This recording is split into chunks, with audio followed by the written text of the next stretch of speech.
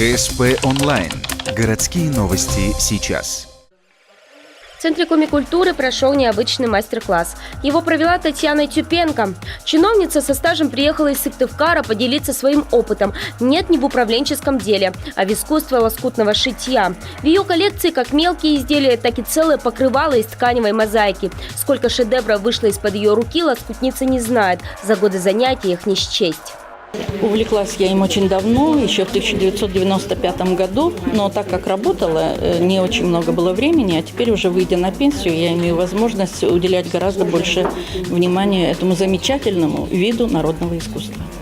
Чтобы увлечение пошло, что называется, в массы, Татьяна Тюпенко решила делиться секретами мастерства с другими. В УТИ она рассказала об азах работы в стиле пэтчворк. Это англоязычный вариант названия искусства. Советы коснулись выбора правильного материала. Не в обиду российским производителям лоскутница отдает предпочтение американскому хлопку.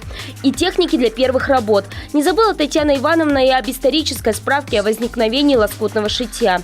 Для нее уктинская встреча с рукодельницами стала, к слову, третьей. До этого Татьяна Тюпенко раскрывала свои творческие секреты в Вижемском и Карткировском районах.